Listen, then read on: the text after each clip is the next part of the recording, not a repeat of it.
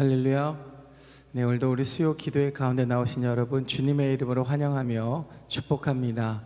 오늘도 우리가 주님의 이름을 찬양하며 또 비록 날씨는 많이 안 좋지만 비도 오고 하지만 그 가운데서도 은혜를 주시고 또 갑작스럽게 내리는 비처럼 오늘 예배 가운데 또 하나님의 크신 은혜가 내 마음 가운데 내 삶 가운데 임하기 소망하는 마음으로 우리 주님의 이름을 찬양하며 나아가겠습니다.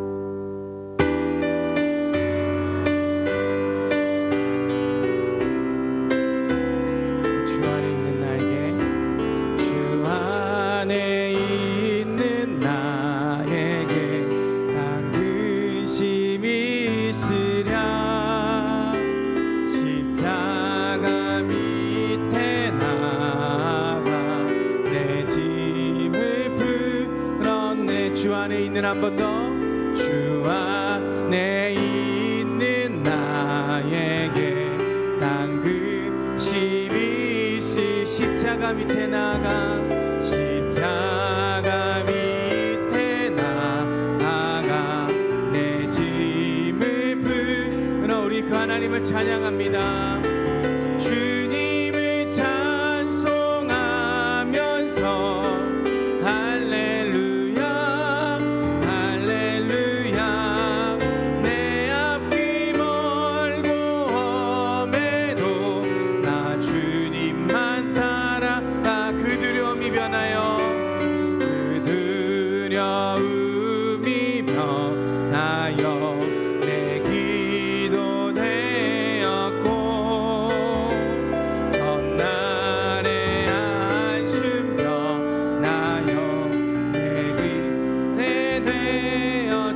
찬송하면서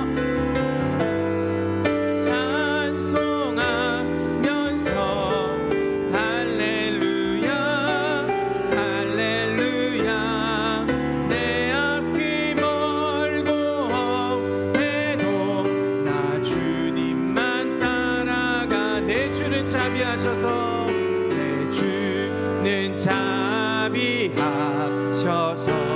늘 함께 계시고 내 궁핍 밤을 하시고 늘 채워주시네.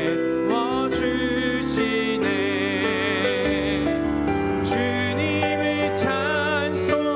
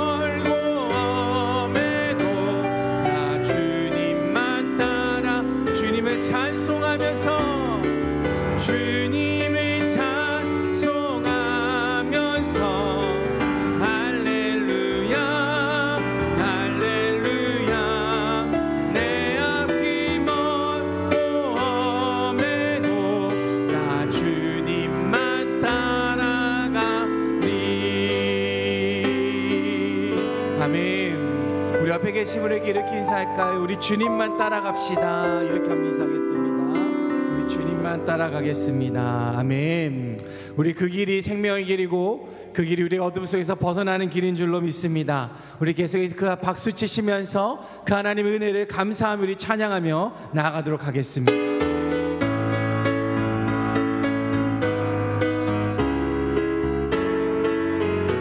내가 어둠 속에서 헤맬 때에도 주님이 함께 계셔. 내가 시험 당하여 괴로울 때도 주님이 함께 계셔. 기뻐 찬양하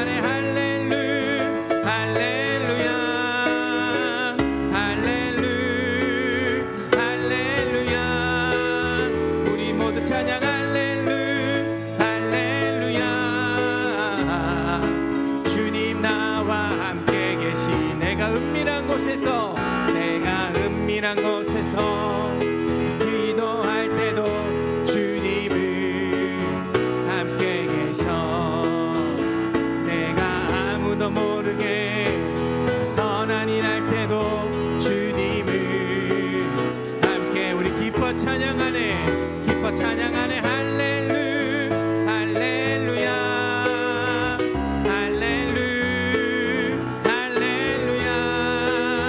우리 모두 찬양 할렐루야. 주님 나와 함께 계시. 힘이 없고 연약한 사람들에게 주님은 함께 계셔. 세상 모든 형제와 자매들에게 주님은 함께 계셔. 기뻐 찬양하네. 할렐루야.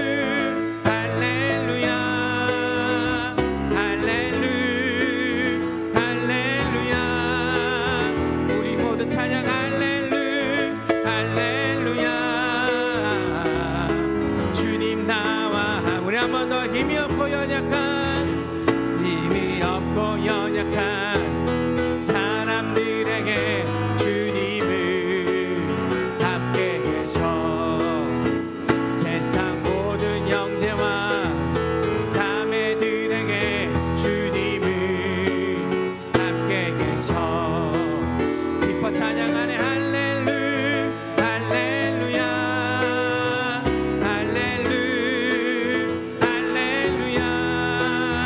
우리 모두 찬양 할렐루야. 주님 나와 함께. 내 진정 사모하는 친구가 되신 구주 예수님은 아름다워라. 산 밑에 백합하여 빛나는 새벽별 주님 영원할기라 주옵도다. 내 맘이 아플 적에 그 위로 되시며 나 외로울 때 좋은 친구라. 주는 저 산 밑에 백합 빛나는 새벽별 이 땅 위에 비길 것이요. 내 맘의 모든 염려 이 세상 보라도 주님 항상 같이 하여 주시고. 시험을 당할 때에 악마의 개교를 즉시 물리치사 나를 지키네. 온 세상 날 버려도 주 예수 안 버려 끝까지 나를 돌아보시니. 주는 저 산 밑에 백합 빛나는 새벽별 이 땅 위에 비길 것이. 우리 한 번 더. 내 맘의 모든 염려 이 세상 주님 항상 같이 하여 주시고.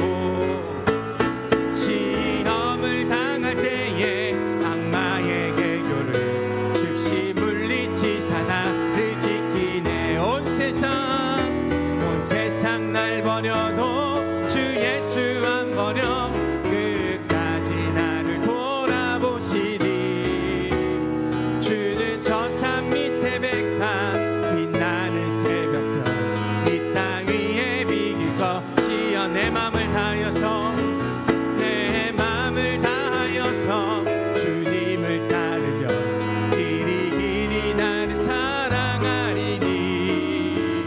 불불이 두렵지 않고 잠범도 겁없네. 주는 높은 산성 내 방패시라. 내 영혼 먹이시는 그 은혜 누리고 나 친히 주를 뵙기 원하네. 주는 저 산 밑에 백합 빛나는 새벽별 이 땅 위에 비길 것이 없도다. 할렐루야.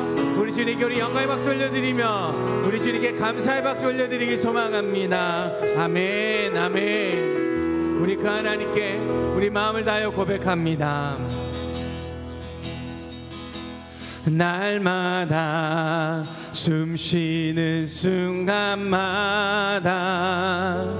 내 앞에 어려운 일 보내 주님 앞에 이 몸을 맡길 때 슬픔 없네 두려움 없네 주님의 그 자비로운 손길 항상 좋은 것 주시도다 사랑스레 아픔과 기쁨을 수고와 평안과 안식을 날마다 주님 내 곁에 날마다 주님 내 곁에 계셔 자비로 날 감싸 주시네 우리 주님 앞에 이 몸을 맡길 때 힘주시 내 위로함 주네 어린 나를 품에 안으시사 항상 평안함 주시도다 내가 살아 숨을 쉬는 동안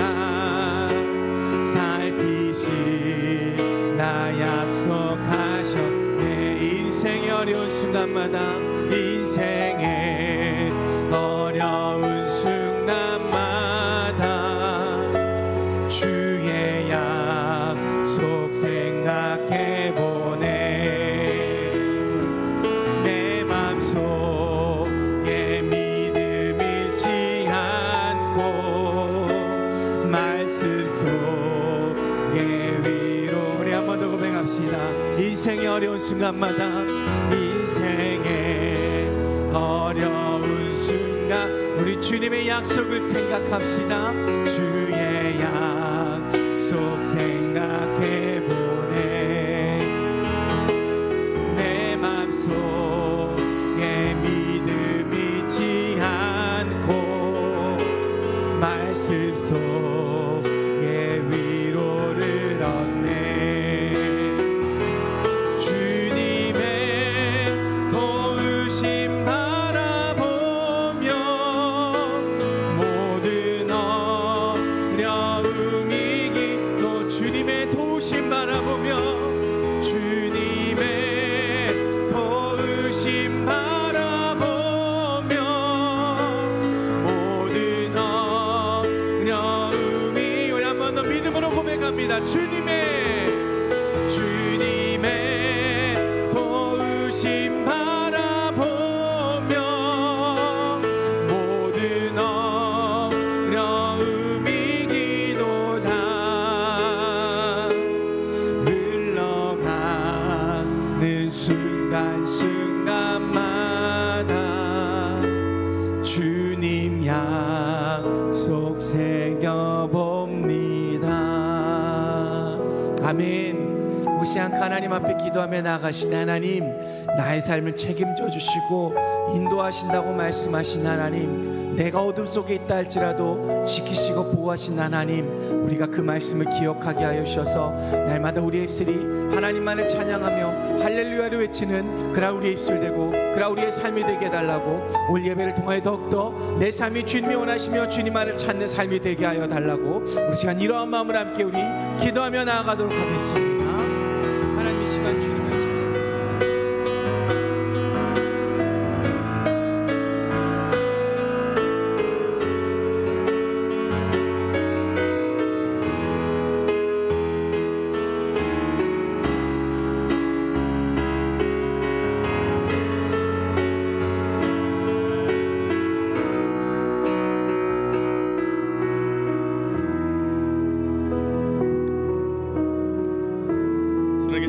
아버지 은혜를 감사합니다. 우리 가운데 복된 날 주시고 이날에도 우리의 발걸음을 하나님의 귀한 전으로 인도하여 주신 하나님의 은혜를 감사합니다.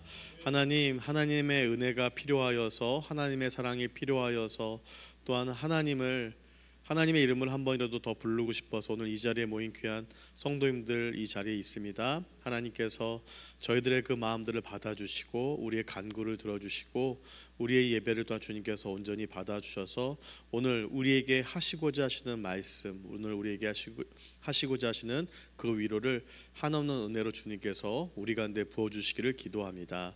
하나님의 귀한 은혜에 감사드리며 예수님의 이름으로 기도드렸습니다. 아멘.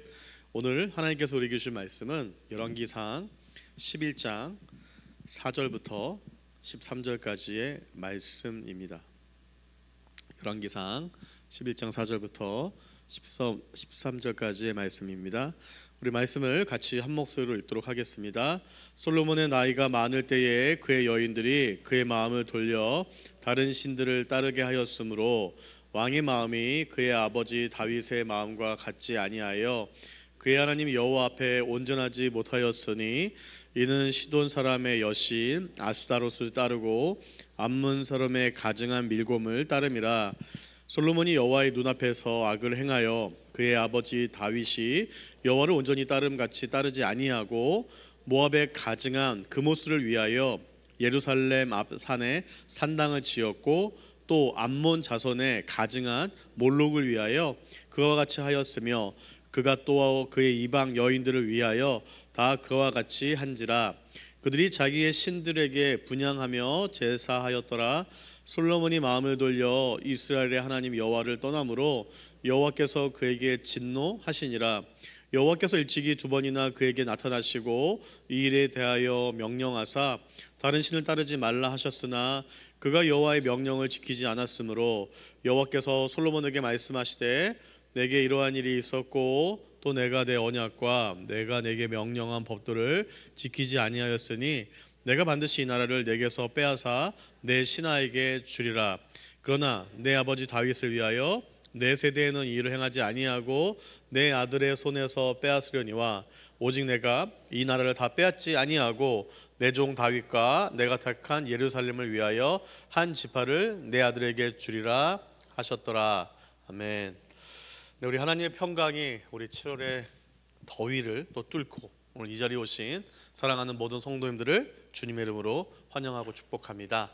우리 말씀 듣기 전에 우리 찬양 한 곡 하나님 앞에 온전히 올려드리고 우리 같이 고백하고 말씀 들었으면 좋겠습니다. 우리 누군가 널 위해 기도하는 찬양인데요, 우리 같이 함께 고백하고 나아가도록 하겠습니다. 당신이 지쳐서 당신이 지쳐서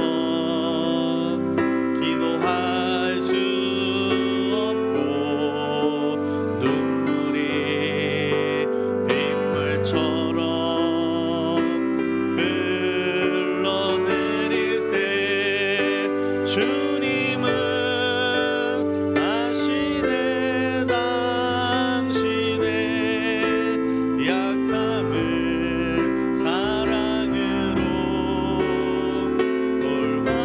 돌봐주시네.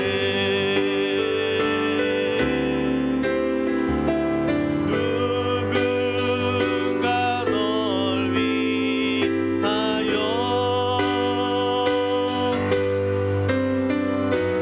누군가 기도하네.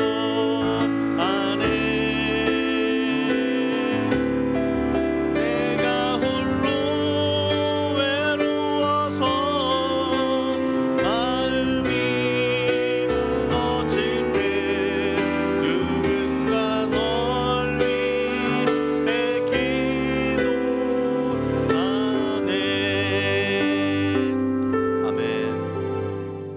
언어는 존재의 집이다. 그 언어의 집에 인간이 산다. 네, 멋진 말이죠. 독일의 철학자 마르틴 하이데거가 말한 말인데 언어는 시대를 대변합니다. 지금 시대에도 우리가 종종 또한 새롭게 접하게 되는 단어가 있습니다. 가스라이팅이라는 단어인데, 가스라이팅이라는 단어는 타인의 심리나 상황을 교묘하게 조작하여 판단력을 잃게 만든 뒤 통제하고 지배하려는 심리적 학대 행위라는 뜻입니다. 종교 집단에서 많이 등장하기도 하고 연인 관계에서 등장하기도 하는 단어입니다. 말이 좀 어려울 수 있는데 쉽게 설명하면 우리 여기 계신 권사님들이 남편을 다스리는 방법, 이것이 바로 가스라이팅입니다.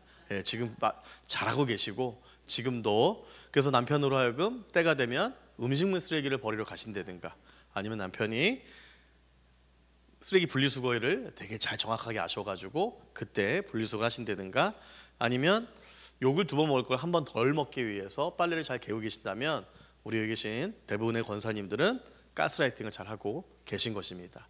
하지만 그 가스라이팅이 잘 안 된다고 생각하시면 좀 더 지혜를 구하셔가지고 내 남편을 어떻게 내가 좀 더 가스라이팅을 잘할까 한번 생각해 보셔도 괜찮을 것 같습니다. 이 단어는 사실은 제가 재밌게 설명하긴 했지만 실제로 인간관계에서는 굉장히 위험한 방법입니다. 이 시대 사람들이, 이 세상 사람들이 우리가 생각할 때 다 똑똑하다고 생각하지만 그렇지 않아요. 그렇지 않고요. 굉장히 좀 당황스러울 정도로 어떤 사기를 잘 당하는 모습들도 보게 되고 잘 속는 모습을 보게 됩니다. 심지어는 여러분들이 오늘 여기 오시기 전까지 여러분들은 혹시나 쿠팡이나 쇼핑몰에 혹시 가스라이팅을 당해서 그걸 결정하고 오셨을지도 모릅니다. 프랑스 소설가 폴 브레제가 생각하는 대로 살지 않으면 사는 대로 생각하게 된다라는 말을 했습니다. 네, 2가지 말 오늘 꼭 기억하시고 가셨으면 좋겠어요. 언어는 존재의 집이다. 그리고 생각하는 대로 살지 않으면 사는 대로 생각하게 된다는 것입니다.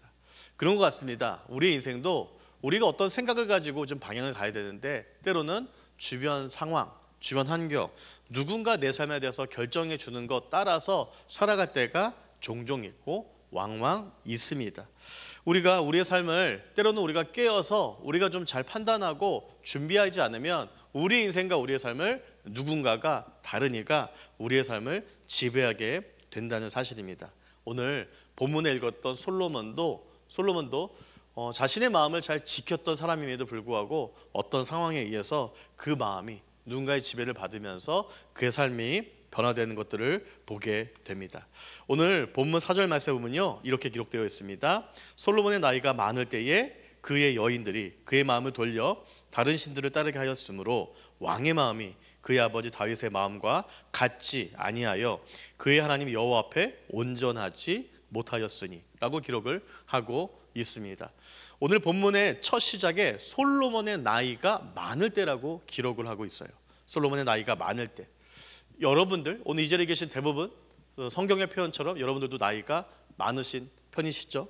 나이가 많다는 어떤 그 표현 가운데 대부분이 들어가 계실 겁니다. 우리의 인생에 있어서 대부분 나이가 많을 때라는 표현을 맞이하는 순간이 옵니다. 지금이실 수도 있고 앞으로이실 수도 있을 것 같습니다. 나이가 많다는 것 슬퍼지는 일이기도 하지만 인생에서 나이 많음에 대한 정의는 또 이런 표현일 수 있습니다.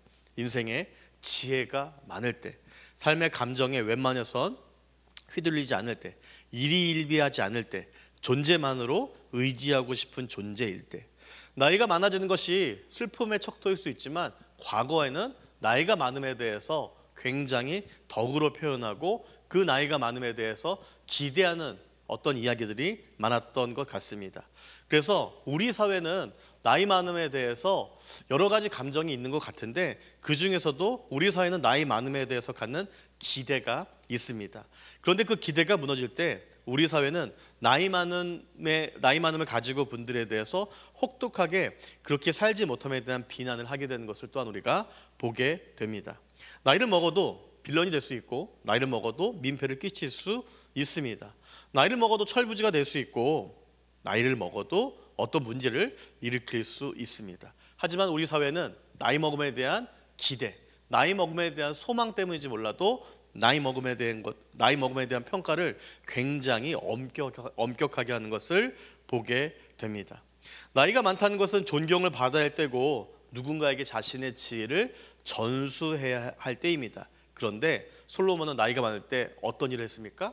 솔로몬은 나이가 많을 때 지혜를 표현하지도 않았고 어떤 것들을 전수한 것이 아니라 나이가 많을 때, 차라리 나이가 젊을 때 했으면 좋았을 텐데 나이가 많을 때 그는 우상 숭배를 시작합니다.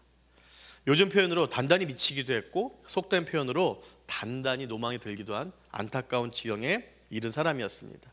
사실 솔로몬의 이 표현이 너무나 가슴이 아프고 안타까운 이유가 있다면 성경에 등장하는 솔로몬의 모습이 이런 모습이 아니었기 때문에 안타깝습니다. 솔로몬은 지혜의 상징입니다. 솔로몬, 어떤 기업의 이름, 어떤 것에 대한 이름이 솔로몬이 들어간 것은 다 지혜로움에 대한 단편적 표현입니다. 솔로몬이 지혜의 상징이었던 이유는 솔로몬의 재판, 그 유명한 재판이 있었습니다. 한 명의 아이를 향해서 두 여인이 자신이 엄마라고 주장해요. 그들의 주장에 대해서 솔로몬은 지혜로운 방법으로 진짜 어머니를 찾아내게 됩니다. 여러분 잘 아시는 이야기처럼 솔로몬이 그 아이를 칼로 가르라 할 때 진짜 어머니는 그러지 말라고 하고 가짜 어머니는 칼로 가르라고 이야기하죠. 그렇다면 솔로몬이 즉 지혜를 가질 수 있었던 이유는 바로 그가 했던 기도 때문입니다. 열왕기상 3장 3절부터 우리 10절까지의 말씀 한번 읽도록 하겠습니다. 솔로몬이 여호와를 사랑하고 그의 아버지 다윗의 법도를 행하였으나 산당에서 제사하며 분향하더라. 이에 왕이 제사하러 기브온으로 가니 거기는 산당이 큼이라. 솔로몬이 그 제단에 1000번제를 드렸더니 기브온에서 밤에 여호와께서 솔로몬의 꿈에 나타나시니라. 하나님이 이르시되 내가 내게 무엇을 줄고 너는 구하라. 솔로몬이 이르되 주의 종 내 아버지 다윗이 성실과 공의와 정직한 마음으로 주와 함께 주 앞에서 행함으로 주께서 그에게 큰 은혜를 베푸셨고 주께서 또 그를 위하여 이 큰 은혜를 항상 주사 오늘과 같이 그의 자리에 앉을 아들을 그에게 주셨나이다. 나의 하나님 여호와여 주께서 종으로 종의 아버지 다윗을 대신하여 왕이 되게 하셨사오니 종은 작은 아이라 출입할 줄을 알지 못하고 주께서 택하신 백성 가운데 있나이다. 그들은 큰 백성이라 수요가 많아서 셀 수도 없고 기록할 수도 없사오니 누가 주의 이 많은 백성을 재판할 수 있사오리까. 듣는 마음을 종에게 주사 주의 백성을 재판하여 선악을 분별하게 하옵소서. 솔로몬 이것을 구하매 그 말씀이 주의 마음에 든지라. 아멘. 하나님이 그에게 나타나셔서 무엇을 줄까라고 질문하셨어요. 오늘 밤 여러분들 주무실 때에 하나님께서 짠하고 나타나셔서 무엇을 줄까? 라고 물어보신다면 여러분들은 무엇을 구하시겠습니까? 네, 굳이 대답하지 않으셔도 됩니다. 다 압니다. 여러분들이 무엇을 구하실지. 보통 우리가 이런 질문을 받으면 당장 눈앞에 있는 이익을 구할 것 같아요. 그런데 솔로몬은 뭘 구했다고요? 지혜를 구했답니다. 여기에서 솔로몬의 위대함이 나타납니다. 솔로몬이 대단하죠. 왜냐하면 인간의 본능을 구할 줄 알았는데 지혜를 구했다는 것. 그것도 백성들을 향한 마음들을 가지고 긍휼한 마음들을 가지고 그는 지혜를 구했습니다. 그 뒤부터 하나님께서 이 상황에 대해서 그 말이 마음에 들었다고 성경은 표현을 하고 있었습니다. 솔로몬은 지혜를 구했던 사람이었습니다. 솔로몬은 자신의 아버지 다윗이 믿음으로 신앙으로 그 생활하는 모습들을 봤고 그 하나님에 대한 이해를 그는 알고 있었으며 그는 하나님에 대한 이해를 가지고 그 자신의 왕의 역할에 대한 분명한 이해를 가지고 그는 지혜를 구했습니다. 그런데 그의 말년이 어떠했을까요? 우리가 아까 읽었던 것처럼 그의 말년에는요 시돈 사람의 여신 아스다롯, 암몬 사람의 가증한 밀곰, 모압의 가증한 그모스, 암몬 자손의 가증한 몰록, 이렇게 성경이 이렇게 디테일하게 우상의 이름에 대해서 표현할 만큼 그는 전능하신 하나님, 그 하나님을 붙잡고 말년을 지냈던 것이 아니라 그의 말년에는요 그가 우상을 구하고 우상을 섬기기 시작합니다. 하나님께서도 얼마나 화가 나셨는지 성경에 이렇게 그 우상의 이름에 대해서 우리가 굳이 잘 몰라도 되는데 이렇게 자세하게 기록하고 있는 것입니다. 이 표현은 흡사 한 남편과 한 아내가 각자 한 명의 배우자에게 충성했는데 막판에 마지막에 다른 4명의 배우자들, 4명의 불륜남 불륜녀와 바람을 핀 것과 똑같습니다. 다시 말해서 솔로몬이 하루아침에 아침 드라마의 막장 주인공이 된 것입니다. 하나님이 여러분 왜 화가 나셨을까요? 하나님께서 왜 이렇게 성경에 그 우상의 이름은 정확하게 기록하면서 이렇게 표현하고 있을까요? 우리 출애굽기 20장 1절부터 6절에 바로 그 답이 있는데요, 이 말씀을 한번 보도록 하겠습니다. 하나님이 이 모든 말씀으로 말씀하여 이르시되 나는 너를 인도하여 낸 내 하나님 여호와니라. 너는 나 외에는 다른 신들을 내게 두지 말라. 너를 위하여 새긴 우상을 만들지 말고 또 위로 하늘에 있는 것이나 아래로 땅에 있는 것이나 땅 아래 물속에 있는 것에 어떤 형상도 만들지 말며 그것들에게 절하지 말며 그것들을 섬기지 말라. 나 내 하나님 여호와는 질투하는 하나님인즉 나를 미워하는 자의 죄를 갚되 아버지로부터 아들에게로 3, 4대까지 이르게 하거니와 나를 사랑하고 내 계명을 지키는 자에게는 1000대까지 은혜를 베푸느니라. 하나님은 자신에 대해서 뭐라고 말씀하세요? 나는 어떤 하나님? 질투의 하나님이라고 표현하세요. 여러분들이 하나님에 대해서 구체적으로 잘 모르신다면 오늘 또한 이 하나님 한 분을 기억하고 가시면 됩니다. 하나님 어떤 하나님이시라고요? 질투하시는 하나님이세요. 질투하세요. 다시 말해서 하나님, 여러분 질투가 뭔지 아시죠? 아직까지 혹시 그런 경험이 없으셨습니까? 과거 옛날에 결혼 전에 내가 좋아하는 사람이 있었는데 그 사람이 다른 사람이 자꾸 속된 말로 찝적입니다. 얼마나 질투가 납니까? 얼마나 질투가 나죠? 때로는 내 자녀에게 우리 자녀가 엄마 아빠를 공평하게 대해야 되는데 때로는 아빠에게 정치질을 하고 때로는 엄마에게 정치질을 하고 얼마나 질투가 납니까? 여러분 바로 질투란 그런 것이에요. 질투는요 미움이고 그 질투는 누군가의 목숨을 뺏어 갈 수 있을 만큼의 감정이 질투의 감정인데 우리 하나님이 어떤 하나님이시라고 여러분? 질투의 하나님이세요. 그만큼 여러분들을 되게 사랑하세요. 우리를 되게 사랑하세요. 우리 그냥 한갓 아무것도 아닌 우리가 피조물이지만 저와 여러분을 하나님께서 사랑하신다고요. 근데 그 사랑이 어떻게 보면은 집착에 가까워요. 하나님의 사랑이. 그래서 여러분과 저를 사랑하시지만 어떠시다고요? 그 질투가 너무 크시기 때문에 우리가 땀만 먹고 딴짓하는 순간 하나님께서 화가 많이 생기시다는 거예요. 하나님께서는 애굽을 탈출하여 약속의 땅을 향해 가던 그들에게 인생에 있어서 중요한 지침을 주시죠. 그게 바로 십계명이었어요. 혹여나 광야에서 힘들까봐 혹시 광야 생활에서 그들이 방종할까봐 그들에게 십계명을 주세요.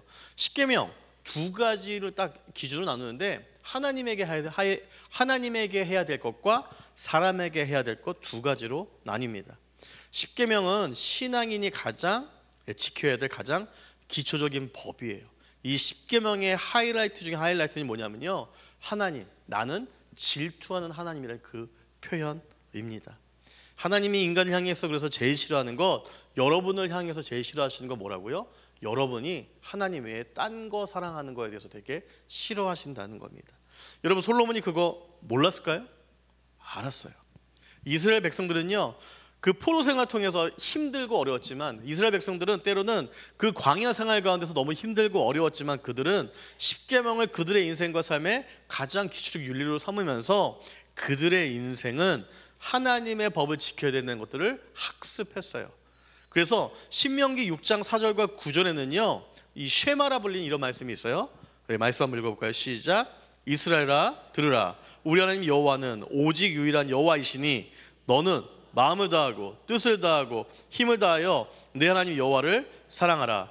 오늘 내가 내게 명하는 이 말씀을 너는 마음에 새기고 내 자녀에게 부지런히 가르치며 집에 앉았을 때에든지 길을 갈 때에든지 누워 있을 때에든지 일어날 때에든지 이 말씀을 강론할 것이며 너는 또 그것을 내 손목에 매어 기호를 삼으며 내 미간에 붙여 표를 삼고 또 내 집 문설주와 바깥문에 기록할지니라. 아멘. 이스라엘 백성으로 태어난 그가 조상들이 과거 광야에서 만났던 하나님을 모를 리 없었어요. 그리고 이 설교도 알고 있었을 겁니다. 그런 하나님을 알았기에 그는 하나님께 모든 세상의 근본인 지혜를 구할 수 있었어요. 그의 지혜가 어떠했는지, 그의 지혜가 얼마나 위대했는지, 그가 얼마나 지혜롭게 살아왔는지 열왕기상 10장 24절 25절은 이렇게 기록하고 있어요. 온 세상 사람들이 다 하나님께서 솔로몬의 마음에 주신 지혜를 들으며 그의 얼굴을 보기 원하여 그들이 각기 예물을 가지고 왔으니 곧 은그릇과 금그릇과 의복과 갑옷과 향품과 말과 노세라 해마다 그리하였더라. 여러분 그는 다 가졌어요. 다 누렸어요. 우리가 모두 소망하는 삶이죠. 다 가지고 싶죠. 다 누리고 싶죠. 그는 다 누렸던 사람 솔로몬이었어요. 하나님이 찾아오십니다. 그리고 물어보십니다. 지혜를 구하죠. 지혜를 구하니까 이스라엘의 가장 위대한 왕이라 불렸던 자신의 아버지 다윗도 하지 못했던 뭐래요? 성전을 지을 수 있는 특권도 갖게 되죠. 그리고 덤으로 셀 수 없는 재산도 얻게 되는 것. 누구였다고요? 솔로몬입니다. 여기까지, 솔로몬이 딱 여기까지 마쳤으면 너무나 해피 엔딩이었을 거예요. 그리고 그러한 삶이 저도 바라고 여러분도 바라고 우리 모두가 바라는 삶이었어요. 그런데 11장에 들어서면서부터 달라져요. 11장 1절부터 3절 말씀 한번 볼까요? 시작. 솔로몬 왕이 바로의 딸 외에 이방의 많은 여인을 사랑하였으니 곧 모압과 암몬과 에돔과 시돈과 헷 여인이라. 여호와께서 일찍이 여러 백성에 대하여 이스라엘 자손에게 말씀하시기를 너희는 그들과 서로 통혼하지 말며 그들도 너희와 서로 통혼하게 하지 말라. 그들이 반드시 너희의 마음을 돌려 그들의 신들을 따르게 하리라 하셨으나 솔로몬이 그들을 사랑하였더라. 왕은 후궁이 700명이요 첩이 300명이라 그의 여인들이 왕의 마음을 돌아서게 하였더라. 자, 하나님으로부터 시작된 축복이 무엇으로 인해서 무너져요? 여인들로 인해서 무너지죠. 솔로몬은요 여인들로 인해서 무너집니다. 자, 이런 본문을 보고 어떤 분은 여자가 문제라고 합니다. 여러분, 정말 여자가 문제입니까? 이성이 문제일까요? 돈이 문제일까요? 아닐 겁니다. 무엇이 문제였을까요? 솔로몬의 인생 가운데 정말 1번부터 1000명까지의 여성, 그 외에도 다른 여성들이 너무 많았기 때문에 그가 흔들렸을까요? 아닐 거예요. 그의 문제는요 마음의 문제였습니다. 그의 마음의 중심이 뺏겼어요. 그의 마음의 중심이 변화가 됐어요. 자기가 사랑하는 것에 마음이 뺏겼고 그가 사랑하게 된 이방 여인들에 의해서 그의 믿음은 무너지고 마음이 뺏겨버립니다. 잠언서 4장 23절 말씀에 모든 지킬 만한 것 중에 더욱 내 마음을 지키라. 생명의 근원이 이에서 난다고 잠언서 저자는 기록을 하고 있습니다. 마음을 지키지 못했던 이유 어디에 있었을까요? 그의 자만에 있었습니다. 그에게는 하나님이 주신 지혜와 명철이 있었어요. 여러분, 그 지혜와 명철의 주인공이 누구셨어요? 누구십니까? 하나님이시죠. 하나님이 그의 지혜와 명철이었어요. 하나님께서 무엇을 줄까? 라고 물어보실 때 그는 무엇을 구했다고요? 지혜를 구했어요. 너무 잘했어요. 참 잘했어요. 그런데 하나님으로부터 그 지혜가 왔는데 또 그 순간 지나가니까 자꾸 이렇게 잘한다 되다 보니까 그도 인간인지라 그가 하나님께서 말씀하셨던 하나님에 대한 것들, 하나님에 대한 마음을 잃어버리기 시작했다는 거예요. 하나님으로부터 왔는데 시간이 지나면서 하나님에 대한 생각, 하나님에 대한 겸손함, 이거는 내 것이 아니라 하나님께서 내게 주신, 내게 맡겨주신 나는 청지기야라는 마음들, 하나님의 경고, 모든 것들이 자신의 그 주변 환경이 변화되면서 그는 마음이 뺏기기 시작하면서 그는 이렇게 타락하게 됩니다. 솔로몬의 마음이 하나님에서 우상으로 바뀐 순간 그의 신분과 정체성은 바뀌게 됩니다. 이런 솔로몬에 대해서 하나님께서 뭐라 그러셨을까요?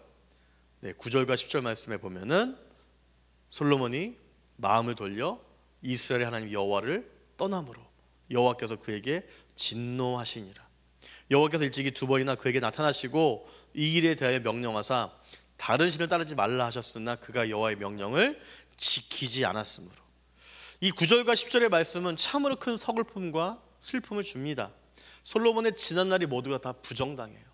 솔로몬, 여러분 첫 시작부터 되게 당당한 왕이었고 닮고 싶은 왕이었거든요. 지금도 여러분 아까 말씀드렸죠? 지혜를 상징하는 모든 기업의 이름에 뭐가 붙는다고요? 솔로몬이라는 이름이 붙어요. 어디까지의 솔로몬? 노년에 이르기 전까지의 솔로몬. 근데 그의 삶이 어떻게 됐어요? 그의 삶이 다 부정당하죠. 어떻게 이럴 수 있을까요? 이럴 수 있습니다. 왜 이럴 수 있을까요?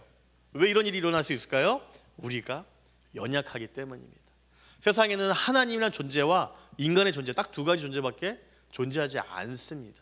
그렇다면 우리 인간의 존재는요, 아무리 다윗이라도, 아무리 솔로몬이라도, 아무리 성경의 위대한 인물이라도 모두가 다 그냥 하나님 앞에 연약한 인간일 뿐입니다.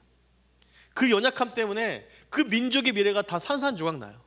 어쩌면 여러분들이 오늘 살아가는 그 삶의 한 번의 선택 때문에, 여러분들이 선택한 그 삶의 순간 때문에 여러분들의 자녀의 인생이 망하게 되고, 여러분들의 손주의 인생이 망하게 되고, 앞으로 여러분들로부터 시작될 모든 후손들의 삶이 망하게 된다면 여러분들 그거 견디시겠어요? 선택하시겠어요? 아니잖아요. 그런데 솔로몬은요, 그런 선택을 했다는 겁니다. 그만큼 유혹, 마음을 뺏기는 것 굉장히 무서운 일이고 굉장히 우리의 삶에 다가올 수 있는 일이라는 것입니다. 한 오랫동안 배를 타셨던 선장님들이 했던 말씀이 참 기억이 납니다. 그분들이 하셨던 말씀이, 배를 아무리 몇십 년 타도 바다에 나올 때마다 늘 겸손해질 수밖에 없다는 겁니다. 저는 그게 참 우리가 믿음 생활하면서 신앙 생활하면서 우리도 꼭 기억해야 될 하나의 복음과 같은 메시지라는 생각이 들었어요. 우리가 매일마다 잠을 자고 또 아침에 일어나죠. 그러면 여러분, 바다의 선장이 고기를 잡기 위해서 나가는 바다는요, 어제와 똑같은 바다가 아니라 또 다시 새로운 바다라는 거예요. 여러분들이 주무시고 난 다음에 다시 시작하는 하루는 여러분들이 이미 승리했기 때문에 내가 경험했던 그 경험의 어제가 아니라는 거예요. 오늘 다시 시작하시는 이 순간은 또 다시 새로운 환경, 새로운 시험, 새로운 어떤 것들이 우리에게 찾아오기 때문에 우리가 교만할 수 없고, 우리가 교만해서도 안 되고, 우리가 늘 항상 주님 앞에, 하나님 앞에, 사랑 앞에 겸손해야 될 이유가 있다면 바로 단 한 가지라는 거예요. 왜요? 우리 앞에 펼쳐진 매일의 삶은 새로운 바다와 똑같기 때문입니다. 어제 바다는요, 똑같은 바다가 되지 않아요. 한류가 왔을 거고, 난류가 왔을 거고, 시기에 따라서 해류가 바뀌었을 거고, 새로운 바다, 어떤 데는 잔잔하지만 어떤 데는 풍랑이 일어나는 그 바다에 맞춰서 어부가 할 수 있는 것, 선장이 할 수 있는 것은 뭐예요? 바다에 적응해야죠. 겸손함으로. 때로는 피할 수 있을 때 피해야 되고요, 도망쳐야 때 도망쳐야 되고, 때로는 내가 바다보다 더 크지 못하다는 것을 인정해야만 이 바다 가운데 내가 먹히지 않을 수 있어요. 근데 내가 바다보다 난 더 탁월해, 나는 바다를 이길 수 있어, 내가 어제도 이겼잖아, 어제의 경험이 나에게 있잖아, 혹시 그 마음들을 가지고 오늘을 사신다면 우리는 솔로몬처럼 이렇게 말년과 노년을, 우리의 마지막을 이렇게 비참하게 보낼 수밖에 없다는 사실입니다. 바로 솔로몬의 이런 모습들을 통해서 어떤 민족의 미래가 일어나나요? 우리 11절부터 13절까지의 말씀을 한번 같이 읽어볼까요? 시작. 또 여호와께서 솔로몬에게 말씀하시되, 내게 이러한 일이 있었고 또 내가 내 언약과 내가 내게 명령한 법도를 지키지 아니하였으니 내가 반드시 이 나라를 내게서 빼앗아 내 신하에게 주리라. 그러나 내 아버지 다윗을 위하여 내 세대에는 이 일을 행하지 아니하고 내 아들의 손에서 빼앗으려니와 오직 내가 이 나라를 다 빼앗지 아니하고 내 종 다윗과 내가 택한 예루살렘을 위하여 한 지파를 내 아들에게 주리라 하셨더라. 네, 이후에 이스라엘은요, 남과 북으로 갈라집니다. 그리고 남과 북으로 갈라졌던 이스라엘은 하나 둘씩 멸망케 됩니다. 솔로몬이 왜 그랬을까? 이 말씀을 준비하면서도 계속 생각해 봤습니다. 순간 사람의 눈이 돌아간다는 것이 이런 결론을 내릴 수 있겠구나. 바로 마음이 뺏겨버리니까 후세가 어떻게 되든 말든 이러한 부분들이 참으로 어려워질 수 있겠구나라는 생각을 제가 해보게 되었습니다. 이 말씀을 보면서 그렇다면은 우리는 과연 어떤 모습으로 무엇을 적용하고 어떻게 있어야 될까를 제가 곰곰이 생각을 좀 해봤어요. 올해가 우리 광복 80주년입니다. 광복은 우리에게 기쁨이라면 우리 가운데는 분단도 몇 년일까요? 80주년이에요. 대한민국이 남과 북으로 갈라져서 살아온 지가 벌써 80년이라는 겁니다. 네, 여기 북한이 혹시 고향이신 분인지 모르겠지만 벌써 그렇게 되었어요. 우리가 왜 갈라졌을까 곰곰이 생각해봤어요. 여러 가지 이유들이 있어요. 여러 가지 학문적으로 이야기하시는 분들도 있고 여러 가지 이야기들이 있습니다. 그런데 저는 우리가 그래도 믿음의 눈으로 바라볼 때 혹시 이것 때문이 아니었을까라는 생각을 해봅니다. 1938년 9월 10일 날 조선 예수교 장로회 제27차 총회에서는요, 신사참배를 결의합니다. 신사참배가 우상숭배가 아니라고 결의를 하게 돼요. 1938년 9월 10일. 여러분 광복이 몇 년 일어났습니까? 1945년 8월 15일. 자, 우리가 일본에 합병된 시간 기억나세요? 1910년. 그럼 1910에서 38을 빼면 28년. 그러니까 28년은 일제의 지배를 받았죠. 견뎌냈잖아요. 그 몇 년만 여러분 더 버텼으면 됐을까요? 7년. 7년 더 버텼으면 우리 계속 믿음 지켜나갈 수 있었잖아요. 그런데 당시에 조선 예수교 장로회 27차 총회에서 신사참배 결의해요. 이게 한국교회 역사에 굉장히 중요한 사건으로 기록이 됩니다. 왜냐하면 이 이후부터 한국교회는 분열을 시작했기 때문입니다. 그리고 광복을 맞이합니다. 그런데 여러분 또 되게 이걸 역사적으로 또 어떻게 해석해야 될까 잘 모르겠지만 한국의 예루살렘이라 불렸던 평양은요 어떻게 됐을까요? 무신론을 표방한 공산주의 정권에 의해서 지배를 받게 됩니다. 그래서 많은 분들이 그 당시에 핍박을 이기지 못하여서 남한으로 넘어오시게 되죠. 뭐 그래서 세워진 교회가 대표적으로 명동에 있는 영락교회 이런 교회들이 있죠. 이러한 어떤 한순간의 선택, 누군가의 선택, 때로는 핍박도 있고 어려울 수도 있지만은 때로는 그런 역사적 결정들이 우리의 후세대의 미래를 되게 불행하게 만들 수 있다는 겁니다. 저는 파주에서 군생활을 했습니다. 파주에서 군생활을 했는데 사실 군생활을 했던 게 되게 약간 좀 웃깁니다. 제가 1992년 제 고등학교 이제 1학년 들어가기 전에 임진각을 한번 갔어요. 근데 뭐가 있었냐면 두란노 경배찬양에서 임진각에서 만납시다. 옛날에 여러분 청소년 때 제가 굉장히 뜨거웠거든요. 거의 제가 봐도 거의 우리 윌리엄 캐리 같은 진짜 짐 엘리엇 같은 그런 열정을 가지고 당시 교통편이 얼마나 불편했겠어요. 더 불편했거든요. 갔어요. 그 추운 날에 헤로다시 청소년의 이름으로 막 기도하고 그랬죠. 그래서 제 마음 가운데 그런 기도했었어요. 뭐라고 기도했냐면 주님, 그 당시에는 이제 그 북한을 가기 위해서 임진각 앞에 그 다리가 하나 있어요. 이름이 잘 기억이 안 나는데 뭐 돌아오지 않는 다리인가 있었는데 그 다리를 이제 그 왔다 갔다 하는 군용 차량이 있었어요. 그러니까 얼마나 10대가 그 찬양하고 기도하면서도 자꾸 차량이 왔다 갔다 하니까 얼마나 궁금하겠어요. 그래서 제가 그런 궁금함에 대한 것들을 가지면서 나도 저 다리 건너편에 한번 가봤으면 좋겠다라는 마음의 소망을 가졌어요. 그리고 정확히 5년 뒤에 어떤 일이 일어났겠습니까? 제가 군용 차량을 타고 그 다리를 나왔습니다. 1997년 4월에. 그러면서 제가 아직도 기억나요. 그때 20대 때 제 군대를 파주에 있는 일사단에 들어갔고 다리를 나오면서 제가 무슨 생각했냐면 지나치는 기도도 정말 대충 하는 기도도 잘해야겠구나. 하나님께서 여러분 잊으셨어요? 안 잊으셨어요? 안 잊으셨어요. 그래서 군용 차량을 타고 제가 그곳을 나옵니다. 근데 더 놀라운 건 뭐였냐면 그리고 그 뒤에 6개월 동안 그 다리 건너서 계속 제가 살았어요. 군부대를 제가 그 GOP라는 곳에 들어가서 6개월 동안 살았습니다. 많이 힘들었어요. 어려웠어요. 제가 하나님께 너무 구체적으로 기도 안 해서 주님 제가 그냥 저 안에 궁금해요라고까지만 기도했는데 제가 구체적으로 그래 어떻게 살아야 할지 기도 안 하다 보니까 거기서 추위, 더위, 심지어 여러분 풍토병이나 말라리아까지 걸려서 제가 98년에 정말 여러분들 못 볼 뻔했어요. 진짜 그래서 1년 뒤에 말라리아가 제가 생겨가지고 죽을 뻔했어요. 그래서 매일 했던 일이 그거예요. 앞에 북한 바라보면서 도대체 저기에는 뭐가 있고 왜 이렇게 됐나, 왜 내가 이렇게 서 있나라는 생각들을 하고는 그랬습니다. 그래서 열심히 그때 막 군생활 하면서 앞에 뭐 제가 전방을 사실은 잘 지키지 못했어요. 여러분들 아시다시피 제가 밤에 좀 잠이 많아서 원래 이게 북한을 지켜야 되는데 못 지키고 맨날 잠을 잤어요. 그래서 나 말고 또 뒤에 우리 또 미군이 잘 지킬 거라는 그 믿음을 가지고 맨날 잠만 자고 있다가 이제 하나님께서 은혜를 주셔서 이제 군종병을 왔는데 제가 이제 그 분단된 우리가 조국에 살고 있다는 거 우리가 가끔 자주 잘 잊거든요. 근데 우리는 분단된 조국에 살고 있어요. 지금도 우리가 여러분 마음 먹으면요 2시간 안에 우리가 북한을 갈 수 있어요. 여러분들이 얼마 전 갔다 오신 벽초지 수목원에서 개성까지 시간은 대략 40분이면 개성까지 갈 수 있습니다. 우리는 그 분단된 현실 가운데 살고 있어요. 이번에 우리 제자학교 아우리시 팀이 파주를 가신다고 하더라고요.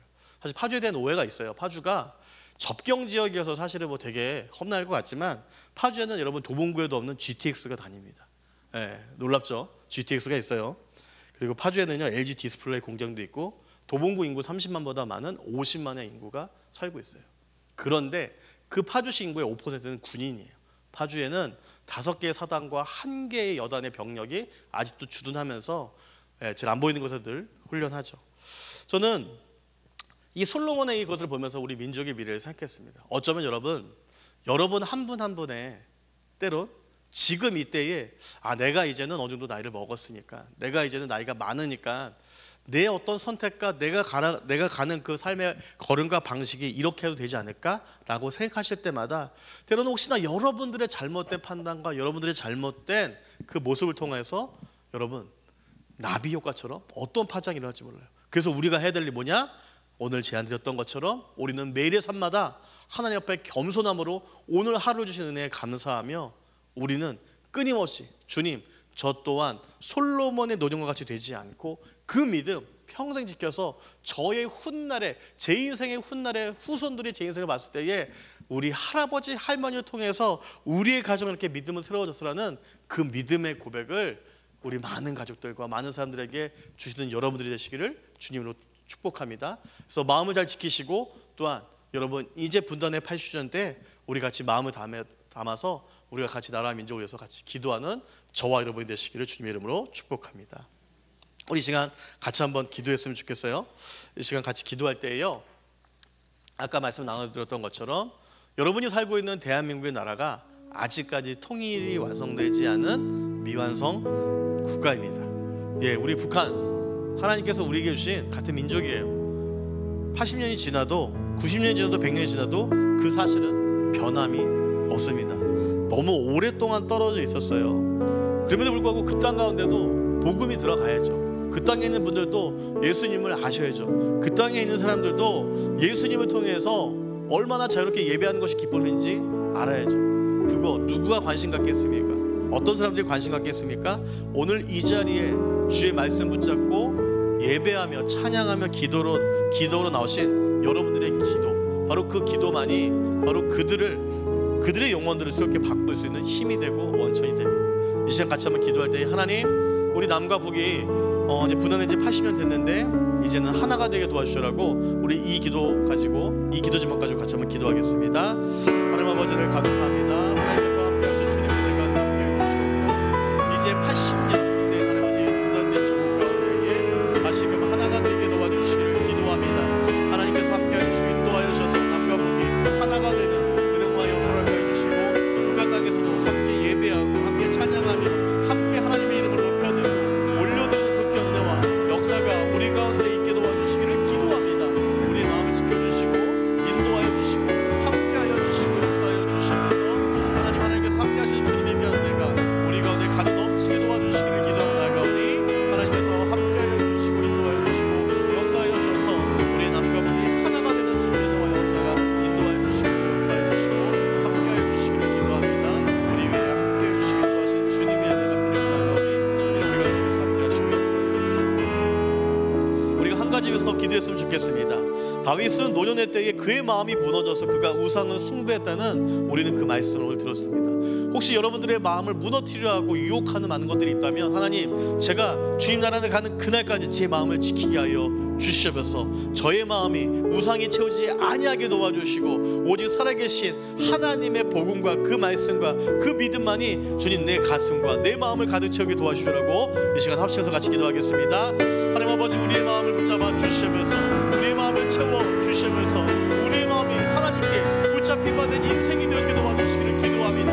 하나님, 우리의 마음이 흔들리지 않게 도와주시면서 우리의 마음이 다른 유혹으로부터 말미암아 하나님 아버지 흩어지지 아니하며 나마다 승리하고 나아갈 수 있는 우리의 귀한 마음들 되어지게 도와주시고 인도하여 주시기를 기도합니다. 우리의 마음에 주님 함께하여 주시면서 마음을 지키게 도와주시고 모두 우리가 지키는 그 마음을 통하여서 매일매일의 삶 가운데에 우리가 좌절하고 낙심하고 도망치며 우리가 하나님 아버지 우리가 무너지지 아니하고 마음을 지켜서 하루하루 주신 은혜에 감사하며 살아갈 수 있는 우리가 되어지게 도와주시기를 기도합니다. 아버지 하나님, 솔로몬의 마지막이 정말 비참했던 그 안타까움들을 가지고 우리 마지막이 비참함으로 가는 인생들이 되는 것이 아니라 우리의 마지막이 더욱더 하늘 앞에 빛나는 인생으로서 하나님께 칭찬받는 인생으로서 하나님의 돌보심과 하나님의 위대하심과 하나님의 함께하심의 은혜 가운데에 하나님 붙잡힌 바 되어갈 수 있는 우리의 귀한 인생이 되어지게 도와주시고 인도하여 주시옵소서. 살아계신 하나님 아버지, 이 마지막 때에 우리가 우리의 마음을 지킬 수 있는 힘과 능력과 용기를 우리 가운데 은혜를 부어주시기를 기도합니다. 우리 사랑하는 성도님들, 하나님께서 그동안 오랜 세월들 하나님께서 믿음으로 신앙을 잘 지키게 도와주셨는데, 하나님 우리가 주님 부르시는 그날까지 우리의 마음을 잘 지켜서 우리가 우리의 믿음, 온전한 믿음 가지고 주님 앞에 날마다 서는 저희들 모두가 되어지게 도와주셔서, 우리 또한 하나님께서 우리를 또한 기도자로 세우셨으니 우리가 하나님 앞에 간절히 간구하는 이 나라와 민족을 위한 기도를 주님께서 들어주셔서 언젠가는 하나님 아버지 남과 북이 하나가 되고 우리 북한 땅 가운데서도 함께 하나님을 예배하며 하나님의 이름을 높여드리는